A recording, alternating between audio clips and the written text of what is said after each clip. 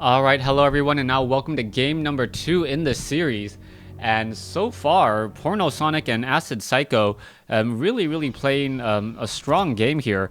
And it's a really different style than what we saw earlier. Alright, early transfer of gold from Porno Sonic to Acid Psycho, that makes a lot of sense, because Night Elf players generally don't need that gold early on. Now this is a 2v2 matchup here on Twisted Meadows, a map all of you guys should be very familiar with if you guys have been watching my WarCraft 3 casts.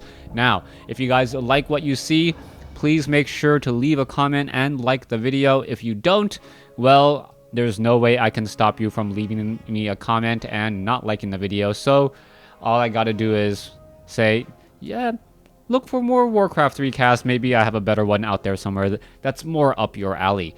Now, let's go ahead and take a look at what these players are trying to go for. Porno Sonic, the Night Elf player. Meanwhile, Psycho is going to be the Orc player. It doesn't look like they changed up their races at all.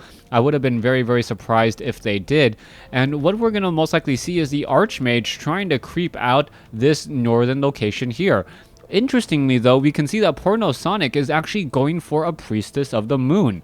Now, what can come of this? We could go for Mass Huntresses, and if we see a Hunter's Hall and then Mass Huntresses, that would be kind of like a tier 1.5 push. 2 Ancients of War, 2 Ancients of War, and then just funneling gold to the Orc player. That's normally a strategy that you see, though, with Night Elf and Undead. The Priestess of the Moon being picked up and trained for Huntresses and Crypt Fiends, and then just trying to go for a lot of Huntresses and funneling gold into the Undead, as the Undead normally needs a lot of gold. But no, this is going to be instead a different strategy, and this is the dual aura strategy. If you guys have not seen the dual aura strategy, it is pretty much Priestess of the Moon and Tauren Chieftain, where you have Endurance Aura and True Shot Aura. Endurance Aura makes you move faster and attack faster, while True Shot Aura makes you deal more damage per attack, which does really increase how much damage you are able to deal. The Priestess of the Moon was actually perhaps hoping to go after this one peasant here, but the peasant is going to be able to slip back and forth. Very difficult to actually get to by this Priestess of the Moon. Alright, a Scout Tower now being added. There's a Searing Arrow. Wow, I was not expecting Searing Arrow as the first ability, as the Blade Master is now nearby. Water Elemental is now coming in, and wow, Wind and Bull are coming in very hard, very fast, and just trying to outrush his opponent. Meanwhile, back down over here, you can see an Ancient of War and a Moonwell being placed down over here as well. This is not looking good at all. There is no real defense at all. As you can see, a quick detonation to take down one of those units. Alright, Porno Sonic doing very a good job making sure that the Tree of Life is able to get in some attacks here. As you can see that the Wisp are now running into a little bit of a problem. The Tauren Chieftain now being brought over, and with the Troll Headhunters, which I'm sure was a big surprise to Wind, all of a sudden these towers are not going to stand. Alright, let's take a look. One Moonwell has been taken down, as the Troll Headhunters are now finishing off another tower there. The Troll Headhunters now need to back off, as they do not have that many hit points, and now going after this one poor Grunt. Now focus firing onto that Grunt. Water Elemental now coming over. Ancient of War now being brought over as well. And this early action coming in all together, a lot of damage could be dealt. Coming back around, though, you can see that there is a Moonwell here and another Ancient of War, and this is important for Porno Sonic. Apparently the observers are wondering why it's Potom versus Orc Human. Anyways, let's go ahead and take a look at this. This is just a massive number of piercing damage, and all we really need to see from Wind is that if Wind, as soon as he goes for defend, this is going to be a completely different fight. However, Ancient of War now going to be rooting himself again. A lot of shadow melded archers hiding right over there, as they are just still continuing this fight. The Priestess of the Moon now trying to get away. It looks like it is down to 219 hit points and still on the run. And is it going to shadow meld? Yes, it will. And I don't know if that is a really good idea. Oh, takes out a easy footman right there, and all that Priestess of the Moon is just sitting there like, okay, what's going to be happening next? The Blade Master may try to pick up. No, Blade Master not going to be trying to pick up anything.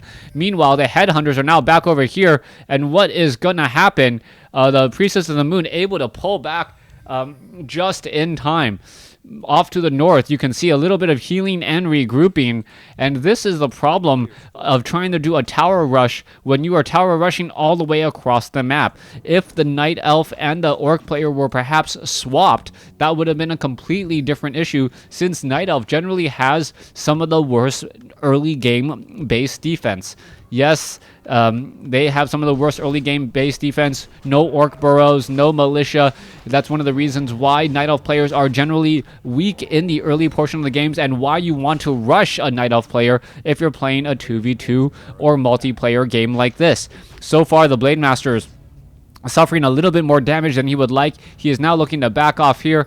Meanwhile, off to the north, you can see some Archmage now creeping out this one creep camp here. This is a very, very easy creep camp. Now sitting at level 2, very close to level 3 though. So level 3 would make those water elementals that much more difficult to take out. Tauren Chieftain in position. There is the Stompy Stomp, temporarily stunning many of the units around here, and that stomp just buys so much time, as we now see Vampiric Aura for the wait, no, that's Unholy Aura. No, Scourge Bow Times, Vampiric Aura on that Tauren Chieftain. All right, he does not decide to sell it. I thought he would have sold that in a moment's notice, since the only unit that it really benefits right now is that Tauren Chieftain. All right, Tauren Chieftain with Vampiric Aura. I guess he likes to be able to drain a little bit of life to try and stay alive. Meanwhile, all the units are now looking to back off over here.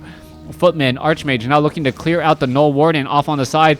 Meanwhile, the Priestess of the Moon is now sitting at level 2. Must have had a nice drink from the Moonwells, as the Priestess of the Moon is very, very high on mana right now, and should perhaps be trying to heal up the Tauren Chieftain a bit more. Alright, the Tauren Chieftain sitting at about 500 hit points and growing because of that healing salve. Meanwhile, the Shadow Hunter is now sitting at level 1, very close to level 2 as well. And the Blade Master also has, surprisingly, Claws of Attack +6, but also we see True Shot Aura coming in on that Shadow Hunter. That Shadow Hunter decides to not walk straight in front of his opponent's army, otherwise he would have suffered way too much damage, as we now see a very, very heavy rush here. All right, mass defend coming in, and this is just an absolute nightmare for the Orc player now, as we are looking at the Orc burrows falling one by one. However, a 2v1 fight in the base here. No shockwave, as we are now looking at the Orc burrow taking a bit of damage once again. The Huntresses are here as well. Glaive damage, or glaive bounce damage, is always going to be a problem as well, as you can see that it is almost taking on that Altar of Storms. Did we see a Scroll Town Portal? Yes, we are now Scroll Town Portaling back into here, as the Footmen do have Defend. There is some Spirit Link spreading a little bit of the damage, and now Speed Scroll combined with Roar on both sides. There's a nice stomp, as the Tauren Chieftain able to shut down a lot of units. All right, Acid Cycle gets off another stomp, a huge wide radius there, as the Tauren Chieftain, with so much with a little bit of Vampiric Aura, able to stay alive for so long. And now there goes the Priestess of the Moon. Blade Master now pushing their way back. There is another Tauren Chieftain stomp, as the Roar is coming to an end. That additional bonus damage from the True Shot Aura gone, obviously, as the Priestess of the Moon was taken out earlier. The Tauren Chieftain really overstaying his welcome, but the Water Elementals are starting to fall. Alright, are we going to perhaps see a little bit of damage dealt to the remaining units? No, we are not, as they are all now teleported away. Alright. Priestess of the Moon needs to be retrained. Porno Sonic needs to gather up enough gold to start training units once more. This is not looking good for him at all, but we are starting to see some Huntresses. Back over here, Healing Salve galore. The Tauren Chieftain now sitting at level 4, about halfway to level 5, as Wind now regroups with his own Archmage, and Bull now dealing with a single Blade Master and a single Shadow Hunter once again.